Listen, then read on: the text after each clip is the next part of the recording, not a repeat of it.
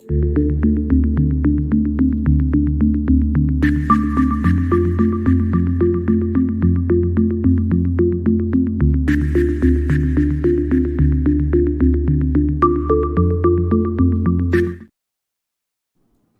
afternoon and welcome to BizTech's Asian Midday Market Watch, powered by the Private Pension Administrator of Malaysia, or PPA, which is the central administrator for private retirement schemes. Today is the 31st of March, and we have Tina Teng, Markets Analyst at CMC Markets, as our guest today, coming out to you from Auckland, New Zealand. Tina, as always, great to have you on the show.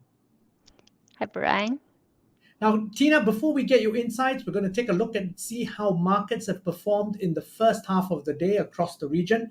But we'll start with crypto markets. Bitcoin is at 28,190. It's down 1.44%. Ethereum is at 1,804. It's up 0.42%. Now, looking across the regional equity markets, we start with the SGX out in Singapore. It's up 0.2%.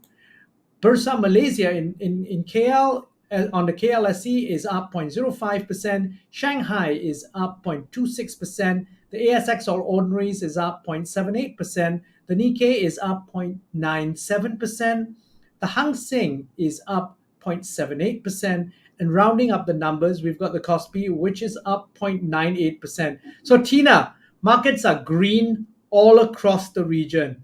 Why is that? I think that there are two major bullish factors around the market at the moment. One is that following the bank crisis, and investors are really looking for the Fed to change their tone on the rate hikes. And also tonight there will be a key inflation data, US PCE deflator.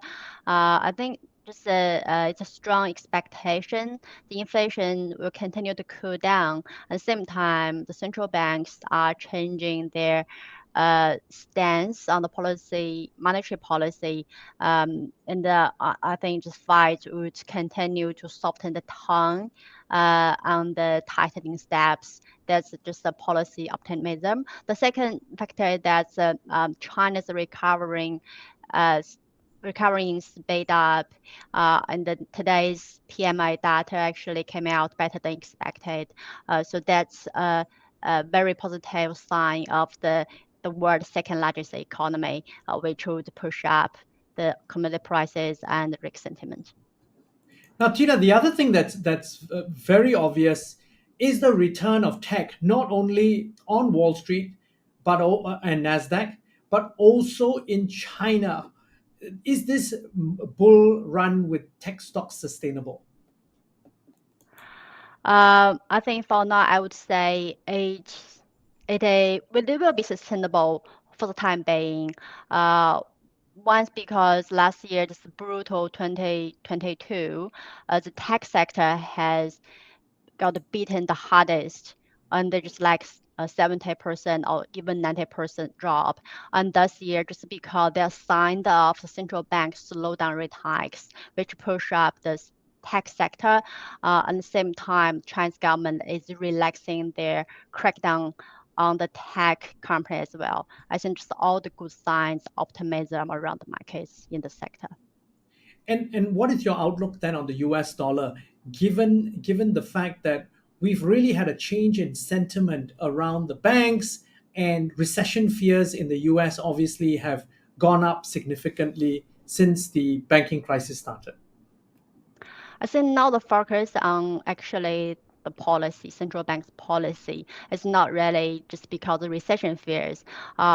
Is the bank crisis has actually brought some optimistic to the market, just because they think that they are not recession yet. The economies, they are running relatively healthy.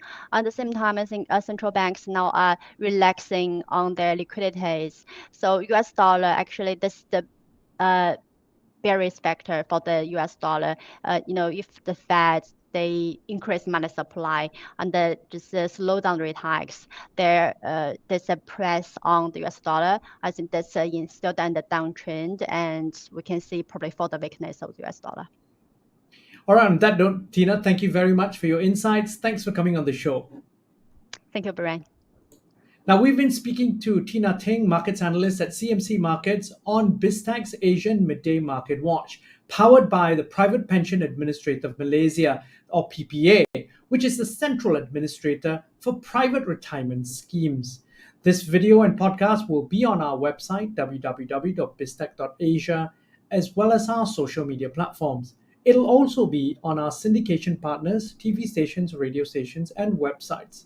Thanks a lot for tuning in.